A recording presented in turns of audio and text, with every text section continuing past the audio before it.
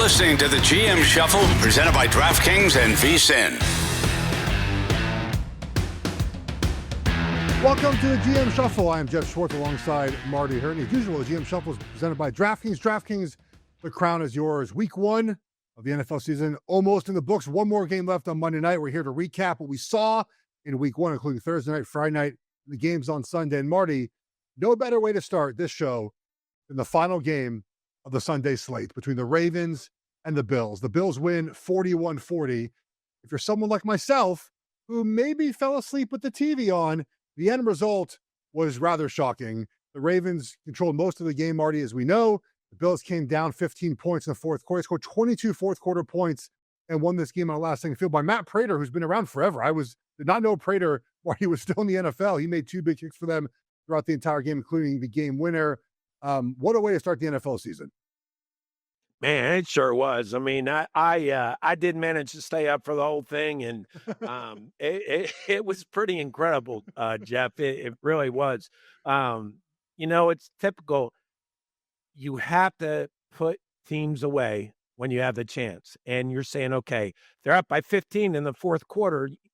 That's not putting Josh Allen away, and it really never felt like the Bills were in the game until the last 5 minutes or so. And then, the fumble came. I mean, I hated to see Derrick Henry do that because he played so well, but then Josh Allen drives him down, and you cut it to 8. You got that momentum going. Now he comes. The touchdown pass to Keon Coleman is actually tipped by Dalton Kincaid. He wouldn't have caught it, right? And the Ravens would have won the game.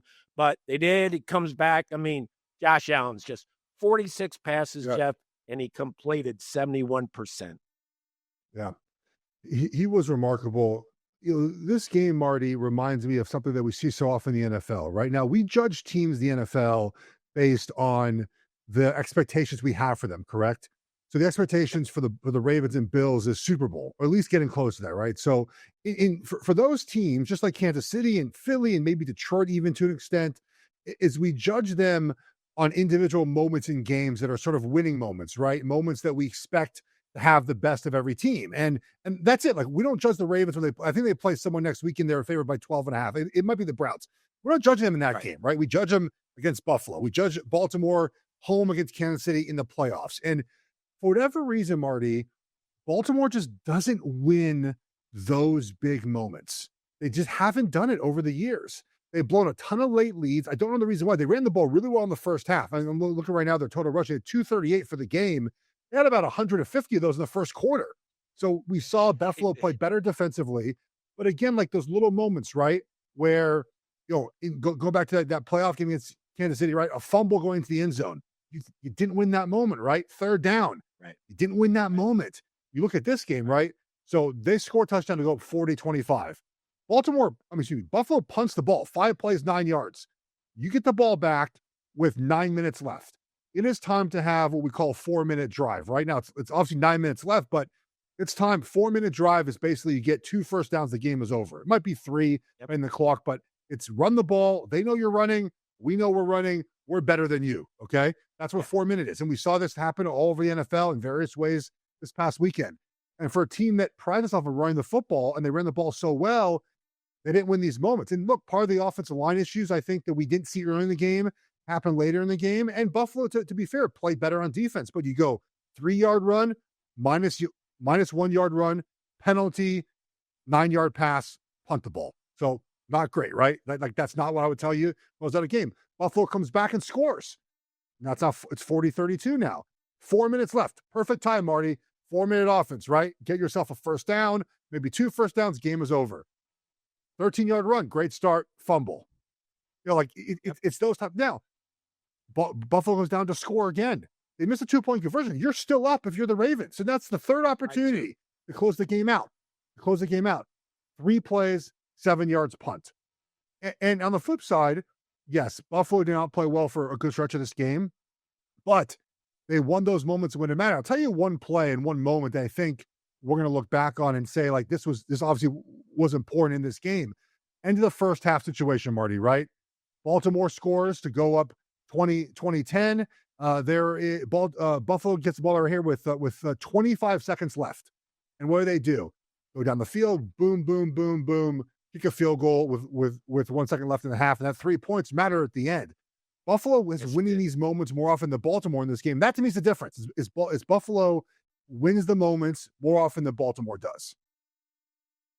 Yeah, I thought the same thing, Geoff. And I mean, Lamar Jackson played well enough to win that game. It's just, you're right. It doesn't seem like they can get over the hump. Now, I think these are the two best teams in the AFC, and I fully expect them to meet again in the AFC Championship game, to be honest. And that's why last night's game was so important, because I think it gives the Bills a heads up on as far as the home field for that game. But that's getting way too far ahead.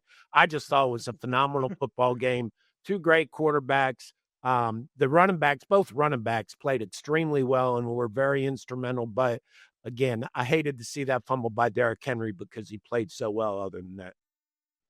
And also, Derrick Henry keeps defying wisdom with his age, right? We know running backs typically start to go down a little bit. I think we saw not McCaffrey wasn't bad yesterday, but he's a guy that has obviously the talent, the elite talent, but we're seeing injuries take a toll. This is what happens in that position over the years. You just get beat up.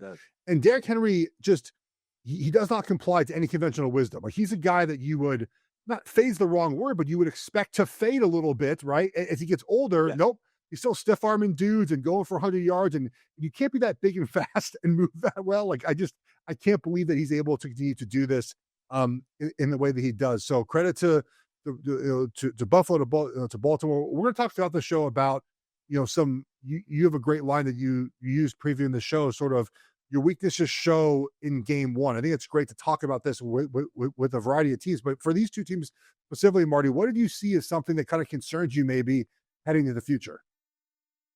Well, I think Buffalo's ability to stop the run, and again, we were talking, and you're right. I mean, listen, Baltimore has a very good running game, very good offense, and their offensive line, I think, will get better as the year goes on. I think that at the end of that game, it showed a couple things like you were talking about on those drives. But on the reverse side of the ball, I think Buffalo's offensive line is so underrated. There's not many offensive line that are going to be able to match up with Baltimore's defense, Geoff.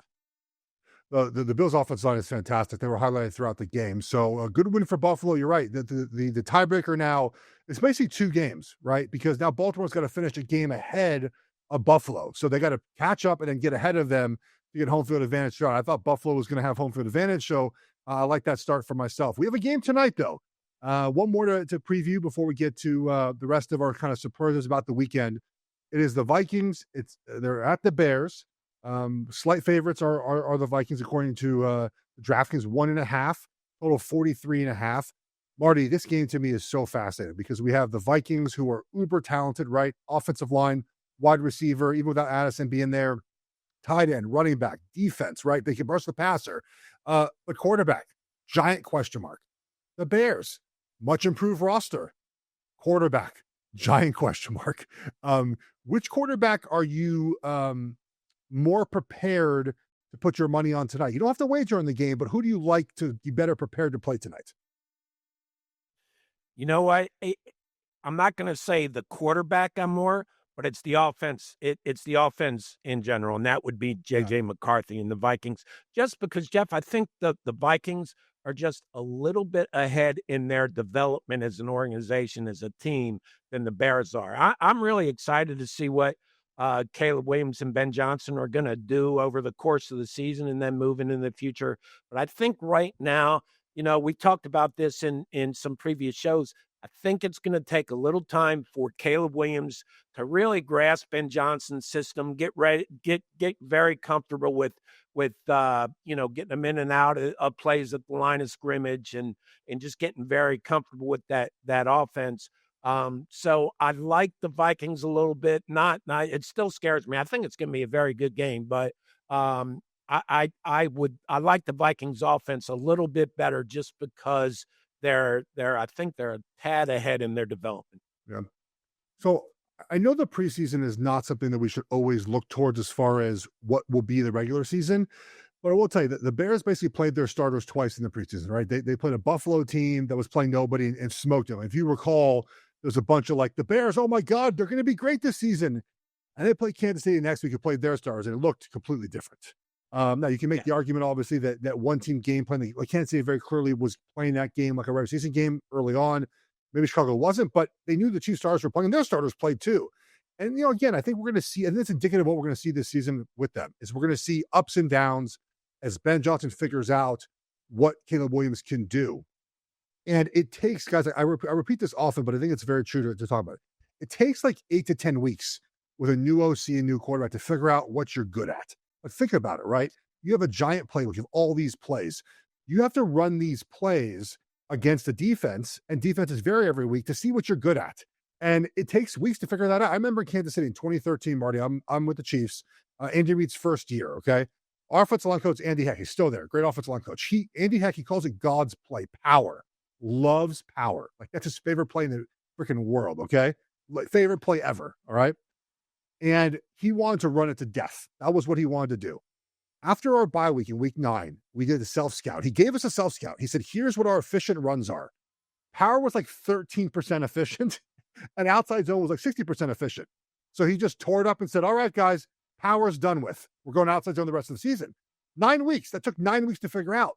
So that's just one small example of how long it takes sometimes to figure out what's good, what's not.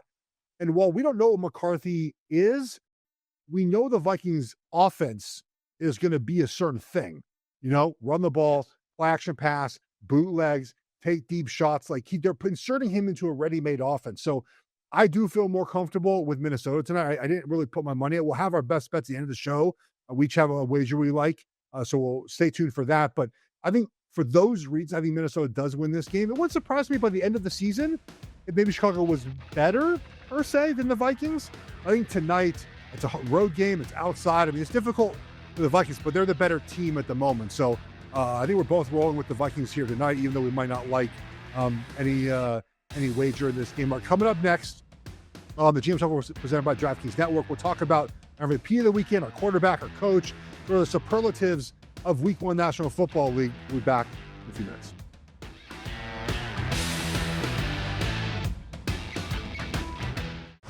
You're listening to the GM Shuffle, presented by DraftKings and VSiN.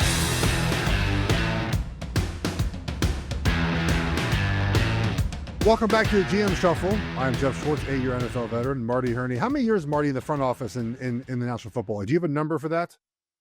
I got a approximate over 30.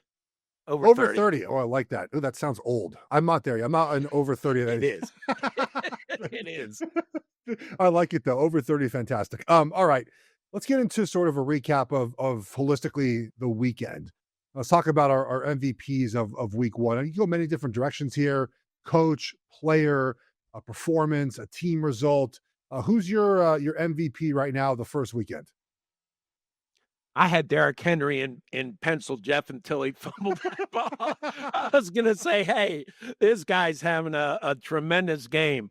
I had to take him off the list. You know what? People are going to hate me for this. I got buddies that will just kidding me a lot about this, but I got to go with Chris Boswell. I mean, he makes a 57 and a 60-yarder. They don't win without him. And I just think that, boy, he has become the Justin Tucker. I think now he's the and I always say Justin Jason, but the former Ravens kicker. I think Chris Boswell has taken over as the man as a kicker in the NFL, and I just think those 2 field goals were huge. Wow, a kicker MVP. Yeah, I hate doing it, Geoff. You're gonna kill me. Hate doing it. I mean, every offensive lineman in the country is gonna kill me. If we just had no kickers ever, it might be better football at some point. No, they're great till you need them. I mean, you're great when you need them, and then when they miss a kick, you hate them. It's so funny. Yesterday, though. Oh, I know. He's always good, right? And and that was an impressive look. 34 points for Pittsburgh. I didn't see that coming. Aaron Rodgers was fantastic. I think their defense might be a problem. I was kind of surprised. And again, I do think that in Week 1, the Jets offense is a good example. If you just don't know what you're going to see in week 1 Right. from a Justin Fields led Especially offense. with the And new coach. correct. And that might, catch them by surprise. Jets offensive line, by the way, kind of salty, man. The tackles played well yesterday. So if you're a Jets fan, I know there wasn't the results you wanted, but something to look forward to. Look, my MVP is Josh Allen. Jeff, It's not, yeah, go ahead. I have to say this. Last week I made a statement, and I was wrong. I said, Pittsburgh has gotten away from the Steelers' way. They have not. I mean, I was so impressed with what they're doing with Aaron Rodgers, and it fits right into Arthur Smith's system, the play action part of it. They're playing with physicality. They're following the Steelers' blueprint, and I was wrong about that, and they did yesterday. So listen, they're in a tough division, and it's I don't know whether they're good enough to go far in the playoffs, but I think they showed that they are good enough to really compete to get into the playoffs. Probably as a wild card because they're in the same division as the Ravens, but they looked really good yesterday. They surprised me, to be honest. And I had the Jets. That was a tough beat. Yeah, that was no. Well, the Jets covered at least. They covered there, so that was good there. Look, for MVP, Josh Allen's an easy one. We talked about it earlier, but I think for me there are just like teams. I love what the Colts did yesterday, right? Yep. A lot of us push back on the Daniel Jones thing. Like, not that we push back on it that he named the starter, but I just think that they didn't prepare Anthony Richardson for success. They drafted a quarterback who needed reps. They just never gave him the reps. I know injury was part of it, but they always seem to want to move off him as soon as possible. And they came out and balled yesterday. Like, they were ready. They're prepared. Steichen did a great job. The Dolphins are a complete wreck. But I think just far as preparation and the way they played, that staff, to me, deserves a gold star. And the other one, look, I think Liam Cohen did a great job for Jacksonville yesterday, Marty. Yep. They were prepared offensively. They had some creative plays. Lawrence was calm and under control.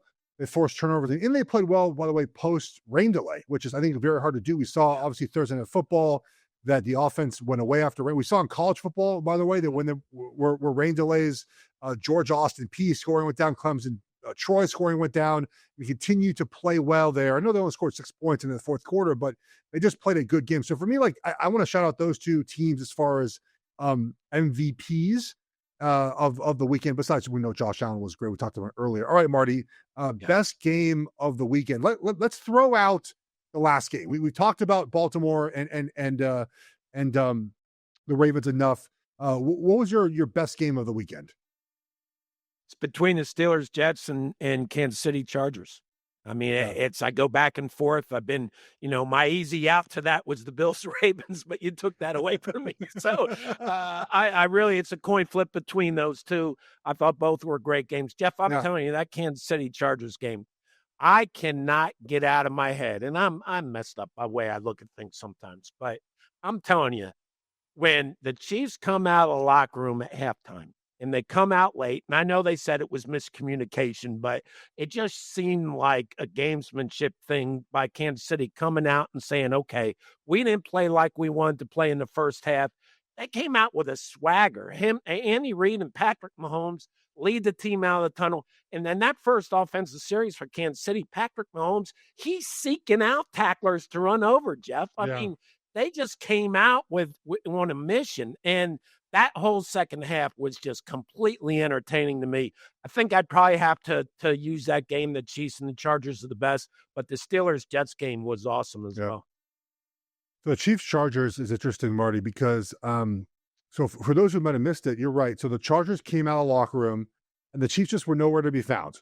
They weren't out of the locker room yet. And they came out 3 or 4 minutes later. Now, there are schedules that are followed, right? To your point, it feels unlikely that the Chiefs were late because they just don't know the schedule. It's like they just decided to stay a little bit longer and say, okay, do what you want, NFL. So they force a punt immediately. And the Chiefs defense actually had played pretty decently up until that point, because remember, the Chargers' first touchdown there was an offsides, a game of first down. Otherwise, they would have kicked the field goal. Chiefs scored touchdown. They missed extra point, which is just back to kickers. When you score and then miss extra point like that, where you the vibe's been bad all game, you score and Mahomes does a great drive, then all of a sudden you miss the PAT. It's like, just completely deflating. That really did. That was a big momentum turn. It was. And the Chargers for so many years would have gone the tank after that moment, in my opinion. What'd they do? 12-play touchdown drive. The Chiefs come back and score again. An 11-play touchdown drive. Obviously, the Chiefs, kick a field goal to go down 6. And Chris Jones, look, man, I didn't have a problem with this rush as much as other people did. They had a 3-man rush. He went inside. Herbert broke out. Or was it maybe a 4-man rush? Broke out, ran for first down. I think for Chris Jones, you let him try to make those plays. And if he doesn't make it, doesn't make it. I get what people are upset about it, but I don't know if I fault him for doing that. And the other game I want to talk about is just I thought was really good. The first half of Thursday Night Football, Eagles-Philly, was a fantastic game. And I did not expect the Cowboys to play that well. And they did a fantastic job early. Now, obviously, the rain delay sort of squashed that. And look, you can't spit on players. It's that simple. No. It's the most disgusting thing. It's disrespectful. It's rude. All the things you want to say. And Jalen Carter hopefully learned a lesson. You just, not acceptable. I don't know if he'll be suspended. I don't think he should. But just anyone listening here, you got young children, just no spitting. Just no spitting. All right. That was not a good omen for me starting the season, Geoff. I had Jalen Carter in a prop bet to get a sack, and he gets tossed before the first play from scrimmage. I said, "Oh man, that's not a good vibe right now." No, it is not. All right, we're going to combine best quarterback and best offense because I feel like these are kind of be one of the two here, Marty. I have I have Justin Herbert as best quarterback. I think we saw him do things that we really have been waiting for him to do as a quarterback of this team. We know he has everything around him, but I thought just the way he played, the game plan was fantastic. You have best offense, the Chargers, as well. So talk about the Chargers and what you saw from them. Greg Roman. We talked about him, and listen, everybody knows, everybody in the league, he is looked at as probably the best run coordinator from the league. But the question has always been, and Greg knows this, but we've talked about it, and the question on him has always been the passing game. I thought the game plan the other night was magnificent. He came out, he started throwing the ball. They came out throwing the ball when everybody expected him to run. I just thought the offensive game plan was fabulous. Justin Herbert obviously now is extremely comfortable with this offense. They were really impressive. The Chargers are going to be, I've kind of readjusted my AFC West as far as I thought the Broncos, I like them a lot. I think the Chargers are the team to beat right now after week 1. Yeah, they look good. They look good.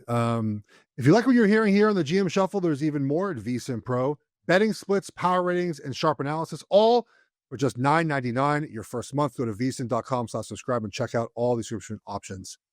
All right, Marty. Best defense of the week. Who do you got? Got to go with the Packers, I think. Detroit again. Different coordinator, move the ball, but the old bend but don't break. I think the Packers were aggressive. I like the way they played, and they were my best defense. Most surprising defense was the Bengals. 2 turnovers. The Bengals offense did not play well, and Joe Burrow acknowledged that after the game. But I thought the Bengals defense played well against the Browns, and they've taken a lot of criticism. If they can play like that, I've been kind of teetering with the Bengals as a surprise wild card type team. Still not ready to do it yet, but going to keep an eye on them. And if the defense keeps like that, offense is going to play better. The offense plays bad against the Browns for whatever reason. It's like an issue for them over the years, so I'm not that surprised. But the defense did okay. But again, Browns missed an extra point of field goal. A game that the Bengals had lost previous years, but won, which could be a good sign for them heading into this season. Worth the event. Look, that Parsons guy pretty good, right? I love there was a video of him chasing down Jared Goff, like they were talking about like a lion hunting gazelle. Like Gazelle knew what was going to happen when Parsons broke free there. All right, we're going to talk more about biggest weaknesses and some things we didn't like to see from NFL Sunday. That's coming up next on GM Shuffle, presented by DraftKings Network.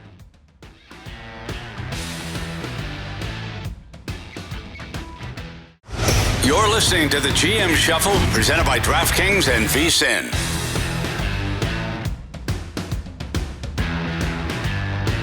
Welcome back to GM Shuffle. Geoff Schwartz, Marty, Hurney, rolling along, talking about our favorite and least favorite things from week one so far in National Football League. We'll end the show with our best bet, and we'll also give you a kind of a better preview, I think, of what we're going to see, hopefully tonight. Hopefully we're right on what we're looking at. But a fun game to watch between Minnesota and Chicago. All right, Marty, we talk a lot of good, right? Best quarterback, best defense, best this, best that, best coach, all those things. Not everyone played well in week one. And the teams that are in trouble, I'll let you lead off with one, and we'll kind of rotate through here on what we see from the teams that were in trouble after week one. Well, I think, and we expected this, but I think the Saints are going to have a really hard time with whatever way they decide to go, for good this season at quarterback, as far as either Spencer Rattler or Tyler Shugg. I mean, look at all the great quarterback play we saw in the first week. It's really hard to win in this league and win consistently without at least a win with quarterback, and I'm not sure they have that right now, Geoff. I think that Spencer Rattler and Tyler Shugg, I like some of the things they do. I like some of their skill sets.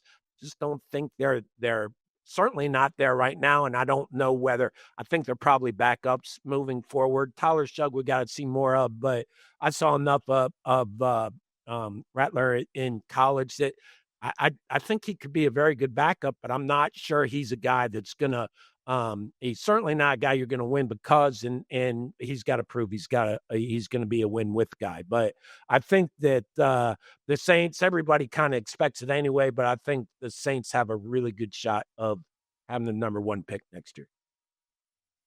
The Giants are a team, Marty, that So there are certain voices in the wagering community that I follow, right? I think there's people that win a lot. And I the last couple of weeks of the preseason, I heard a lot of Giants love. A lot of people talking about their win total over, being the Commanders, like all these things that I typically, again, I like to be aligned with the smarter people that win a lot of their wagers. That's a smart way to gamble, of course. But I pushed back on this for 2 weeks. I didn't understand the love for the Giants. I don't know what had changed from the first 2 weeks of the preseason to the back. Jackson Dart played well. He wasn't going to start for them. He's a rookie. No. He might not play well if he ever gets a chance to play. Russell Wilson's not good. He's on his fourth team in 5 years. Why all of a sudden is he going to be good? The offensive line's still a record with no Andrew Thomas there. And the defense, look, Abdul Carter was a problem yesterday. He's going to be good. Brian Burns played well. Kayvon, the defense, we know what they're going to be. But that game was 21-6 yesterday. Should have been 35-6. Washington blew a late game situation, a late half situation, I should say, to end the first half with no points on a grounding there. They burned a timeout when they probably shouldn't have and should have had. It's like it was a bad game by Giants offense, decent game by their defense, and I think the Commanders were just kind of meh in this game. The Giants, to me, already talk about Jackson Dart potentially playing in week 2, Marty. They're just in a world of hurt. They're not a good team right now. No, they're not, Geoff. And, I believe thoroughly, and I think you agree that, how you do in the beginning of the season, this is a game of confidence and momentum, right? So if you win some close games and you win early, that confidence and momentum just grows and you just get better and better.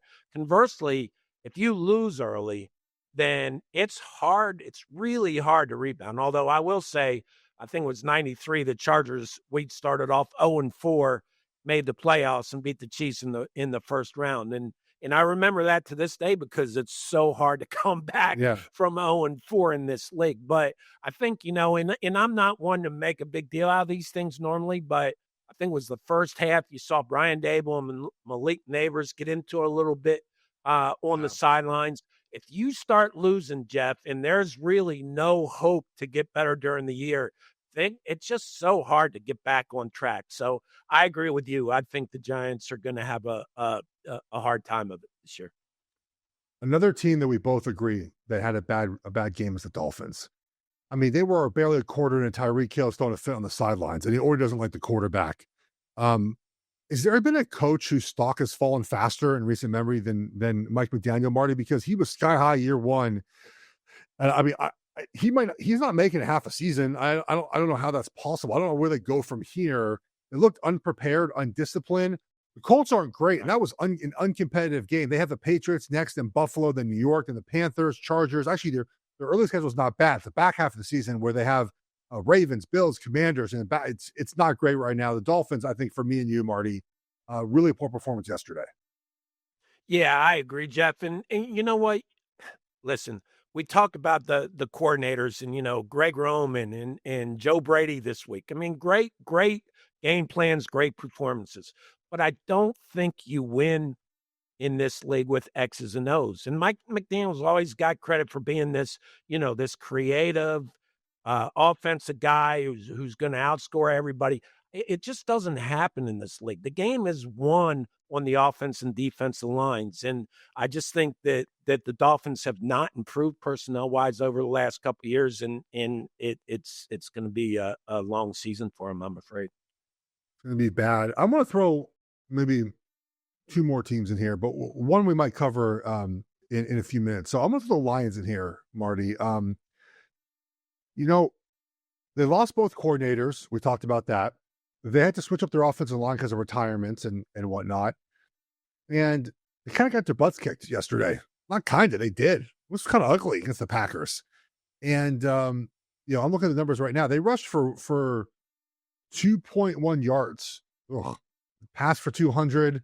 The Packers did slow down the back half of that game, but they came out smoking. And the Lions are in trouble, in my opinion. Because, look, it's about expectations, right? It's not about are they as bad as the Dolphins or the Giants. It's what we expect out of the Lions. And I go back to this again. Their schedule this season. They're at Baltimore, at the Bengals, at the Chiefs, at the Commanders, at the Eagles, at the Rams. Now, of course, their division opponents still have to be on the road.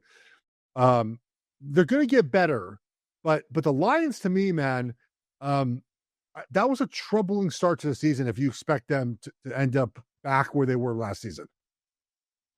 See, I kind of expect, you know how high I am on Green Bay, right? And Green Bay at home, and with all the changes the Lions had, both sides of the ball, I think that's, it's.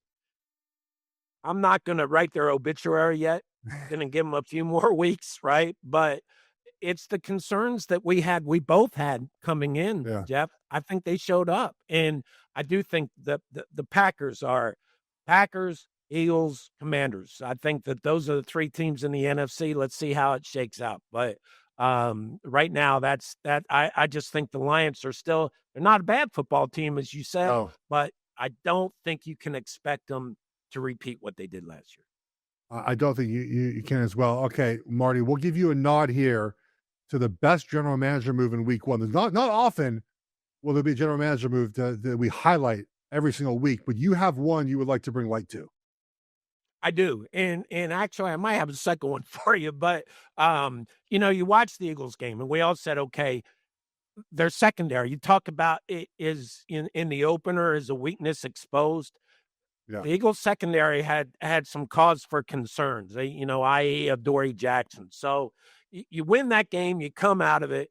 How do you try to improve your secondary? I mean, Geoff, you and I both know you're not going out and getting difference maker corners or really just average corners right now. They're gone. Everybody's got them.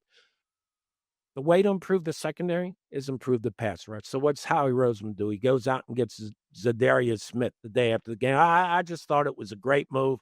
Watching that game last night, Bills and the Ravens, I kept thinking, I know what Brandon Beane did as soon as he got there. You and I know Brandon well. He got to the Bills. He spent the whole year, Geoff, getting draft choices, trading, getting capital to trade to move up into the draft. That he eventually got Josh Allen in, and he took Josh Allen because he was the perfect fit for Buffalo. They needed a guy, big, durable, who could pass in the cold weather in December and January during playoff games. I couldn't help but think, man, he had a plan, and it really, you watched that game last night, and you couldn't help but think about it. I mean, it worked out perfect. So you're a general manager sitting today on Mondays. You record this. You're in your office. You notice sort of glaring weaknesses, and we'll talk about some of these in a few minutes. What's your routine today like? Waiver wire, film scouting to try to improve your team if you're one of these contenders that might have a weakness? Yeah, I mean, you're meeting with the pro scouts and saying, okay, who's out there right now? Who are the best players out there? Who's out there that might be able to help us? You sit down with them. You're meeting with the head coach, and you're probably sitting in the meetings, listening to the assistant coaches go over their position groups, and then you and the head coach meet and say, okay, where do we need to improve? Listen, at this point of the year, Geoff, most of the improvement's going to be through coaching and adjustments than it is personnel, because all the good players are on teams. So Yeah. it's hard to bring in somebody that's going to come in and really correct things for you.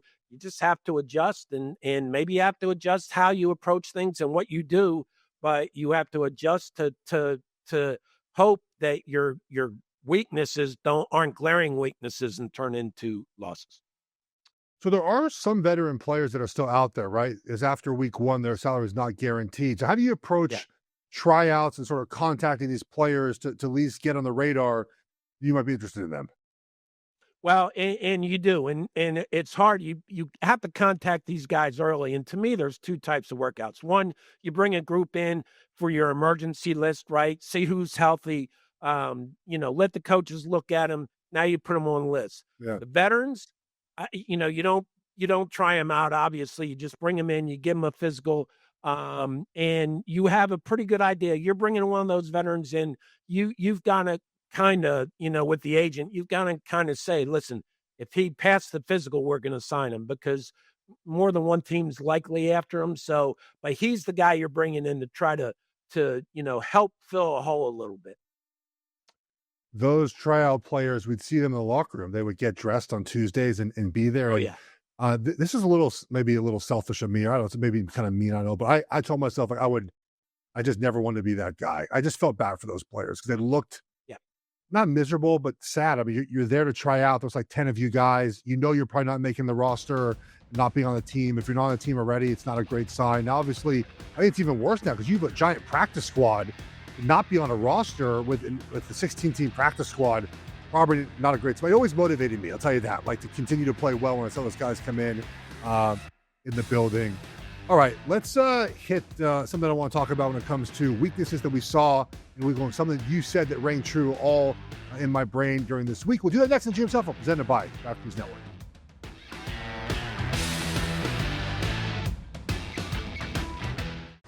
You're listening to the GM Shuffle, presented by DraftKings and VSiN.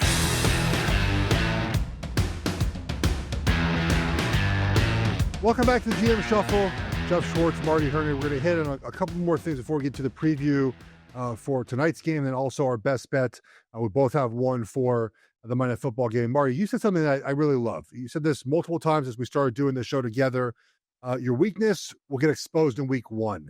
I never thought of it like that before because of the preseason, right? The preseason, you're working on things like you don't know what you're good and bad at quite yet. But it was very clear watching week one that there were many teams that got exposed for weakness. And number one for me, as a Chiefs fan and someone who follows them, is their pass rush is bad, Marty. And it got exposed in a really big way against the Chargers offensive line. It's not a great offensive line, but it's a problem, Marty, for a team that wants to win a Super Bowl. We saw last season against the Eagles in Super Bowl that a lot of talk was about Mahomes and Kelsey, the offensive line.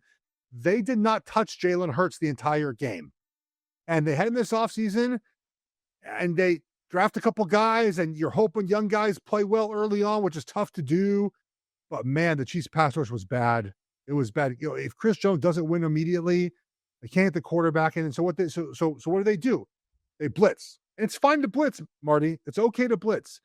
But when you bring pressure, you leave guys one-on-one. If you can't get home immediately, most quarterbacks will make you pay. We saw Herbert, the Johnson, the last touchdown in the game, cover zero. They didn't get home in time. And Marty, it's a huge, there's no fix. There's no, Smith just signed with the Eagles. Like there's no one out there to fix this for the Chiefs. And to me, it's a major concern. If they can't hit the quarterback, they're in a lot of trouble this season. Let me ask you this, Geoff.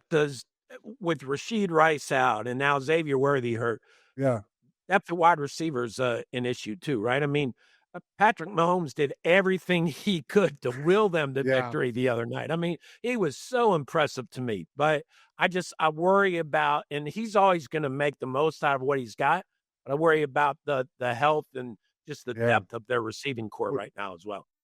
How long is a dislocated shoulder? That's something that you can be back if you wear a brace sooner, right? Because you're just worried about that subluxing, right? Like how long are you out for with a dislocated shoulder? It depends with somebody. I mean, I always put that 6-week tag on them. Maybe And it's everybody, 6 sooner, weeks. but 6 weeks on something like that. I mean, that's not an easy thing to play with. We'll see. I mean, I don't know. It's Joe Gibbs would never put a timeline on an injury because he said, listen, if the guy's doing better than you think, but he's looking at 6 weeks and it's 3 weeks, he's a little reticent to come back right away. And if the rehab takes longer than you say, then everybody's asking what happened. So it'll be tough to say, but right now, I mean, he's not going to play next week, I would think. I dislocated my big toe with the Giants, Marty, and one guy, I think the doctor said like 3 to 6 weeks, and it was not a 3 to 6 week injury. They should have given it an actual timeline that would have been helpful. I was barely even walking in 3 weeks, like without a boot on. It's a doctor that we both know, a foot and ankle surgeon that used to frequent the Charlotte community, told me 3 to 6 weeks. I was disappointed because that was not 3 to 6 weeks. Just be honest. Just be honest. Like you're out going to be out 3 months. Like it's a dislocated big toe. Like I tore my entire bottom of my foot. I'm not coming back in 3 weeks. And the Giants were like upset my rehab didn't go faster. What do you want from me, man? I did what I could. So I appreciate the honesty. 6 weeks, just blanket and be done with it. All right. Other concerns that I had, Marty, your weaknesses will get exposed in week 1. The Falcons kicking game was bad. Again, Younghoe Koo last year only made 73% of field goals. It's not good. Yep. What do you do in week 1, Marty? Missed a field goal again. They lost the game. Tied up. Yep. What do you do when your kicker's not? It's not a plethora of kickers just hanging out waiting to be signed. Well, first of all, is you try not to let anybody know you might be looking for a kicker, because if you do, your phone doesn't stop ringing. There is everybody that ever kicked a football has either them or their agent calling and looking for a tryout. It's hard, Geoff. Again, there's not a lot of answers out there. And I think you have to be patient with them and see how it goes. But if things don't improve, you got to bring kickers in and work out and try out and see who's the best one out there. Yeah, I know there's not a lot of them hanging out as well. What were some other weaknesses, Marty, that you saw? We talked about it, but the Eagles secondary, Geoff, the Eagles secondary was not good. And again, Dak Prescott played extremely well the other night. I thought Vic Fangio is going to figure out a way to fix that. Okay. I mean, we talked about what Howie Roseman did to help, and I thought it was a great move bringing in signing a pass rusher. And, it's Vic will bring pressure from all different places. So I think that he will adjust and try to help that, but it's still an issue that the Eagles have to look at, I think. I agree with you there. A couple more for me. The Patriots offensive skill guys, Marty, just not good. And I mean, Trevor Henderson's going to be good, but I just think they're wide receivers. Stephon Diggs is just done. I didn't. Contract made no sense. Now, I think it's end as being a 1 year deal, right, Marty? It sounded like a 3-year deal, but I think in reality it's more of a 1 year deal. 1 year deal. And yes. And the thing that I didn't understand heading into the season is the hype on the Patriots. Like Vrabel's a great coach, but offensively the Titans were sort of a one-trick pony, right? They were run the ball, play action, pass. It wasn't like they had this exceptional offense. Like they won physically beating up the opponent. Well, if you don't have guys to do that, you can't run that offense. Now, I like Josh McDaniel. He's been a great OC, but really just been good with Tom Brady. Now, he did okay with Mac Jones, of course, and he did okay with I think was he the OC with Matt Castle? I mean, that might have been Charlie Weiss all the way back in 2008. But the skill guys for the Patriots are a huge problem, and I did not understand why we were so high on them. Not we, but the collective football community, because they just don't have dudes anymore. They can pass the ball and make plays. People, the Patriots are going to take some time to rebuild. They are in a rebuild. You and I both said that the last show, that they are in a rebuild. And are they going in the right direction? Most definitely. They have a quarterback who has a chance to be a win because guy, I think. It might take a couple years. They have a winning head coach. They have a very good offense corner. Geoff, they're just not deep. talent-wise, and it's going to take a while for them to get better. But I do think they're on the right path. I know we're talking about weaknesses. I want to say one thing because I don't want to forget this. Yeah. Cam Ward yesterday for Tennessee was extremely impressive for me in a losing. Yeah, he was. Yeah, I his think team he's killed them. really gonna be. He's gonna be a real factor. He really injects hope into a Titans fan base that has needed hope. And I was so impressed with what he did yesterday. He was really good. The drop passes, it was not great, Marty. They did not help him at all. They did not have them all. We talked a little bit about the I'm Giants' offensive line. I'm not talking about this year, but I mean, you have that guy. I think you hit on it. And, when you have a high pick and you take a quarterback, if you don't hit on it, it just sets you back so long. So, you're Indy with Anthony Richardson, even the 49ers. Listen, they rebounded from the Trey Lance drafting to getting Brock Purdy. But I'm still they got lucky there, buddy. I'm still not sure you have a franchise quarterback. And I'm probably too hard on Brock Purdy. I always say, listen, he throws 2 picks, then he comes out, throws that 45-yarder, conducts a touchdown drive in the fourth quarter. They win the game. But I just think it's so hard to rebound when you miss there. The Titans took a shot. It's one game, but I think they hit. Yeah. Well, Darnold looked like I thought he would, so that did not surprise me at all for me there. All right, Marty, let's turn our attention to the game tonight, and let's hit our best bets presented by DraftKings. DraftKings, the crown is yours. We have Bears, we have Vikings right now. Vikings slight road favorites at -1.5. The total hovering around 43.5, 44 right now. That could have some movement as we get closer to kickoff. What's your best bet for this game? Well, I really want to take the Vikings money line, Geoff. I feel strongly they're going to win, but I don't know. These division games are just so tough to pick. I'm really going to, I kind of am leaning toward the Vikings money line and the over, but I'm probably going to chicken out on both those and probably just make a prop bet with DeAndre Swift anytime touchdown for the Bears. He's reunited with Ben Johnson.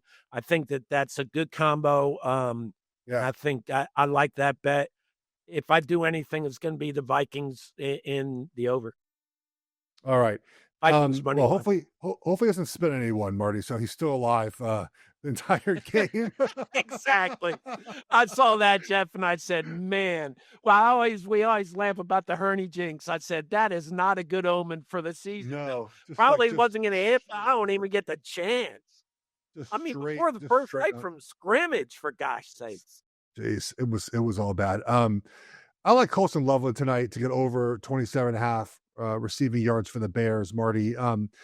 Look, a tight end like him, we saw across the league yesterday, like they just don't get stopped very much, right? How do you guard them? Especially when they have 2 tight ends, right? You go 12 personnel, you have a safety on him, a linebacker. What do you do with him?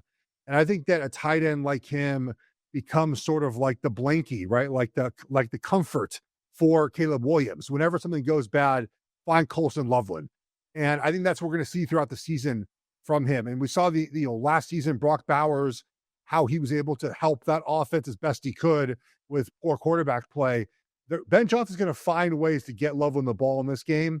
The play action pass, they have that little wide league play that a lot of the teams run now for play action. There's so many opportunities, I think, to get him the ball. I would turn in his direction to find some mismatches. Even just some simple stuff, too, where I think against the Vikings pass rush, a chip and then it sort of leak out. Travis Kelce, he does that a lot where, the zone just backs up and he just finds a little hole in the zone after helping the offensive tackle a little bit. There's many ways to get Loveland involved. I think Loveland over receiving yards is the way I'm looking for my best bet today. I like that play. I've always said a young quarterback's best friend is the tight end. And I think there is an outlet, and I think everything you said is true. So I like that bet. We'll see. All right, everyone. We're back on Thursday to preview Packers-Commanders, a fantastic Thursday night football game for really the first one of the year. A reminder, GM Shuffle will drop every Monday. Like today, we'll recap all the games. Every Thursday, we'll preview the games looking forward to the weekend. It's on YouTube, wherever you get your podcast as well. For Marty Hurney, 30 plus years in the front office. Geoff Schwartz, 8-year NFL offensive lineman. Catch you guys on Thursday. Enjoy the game.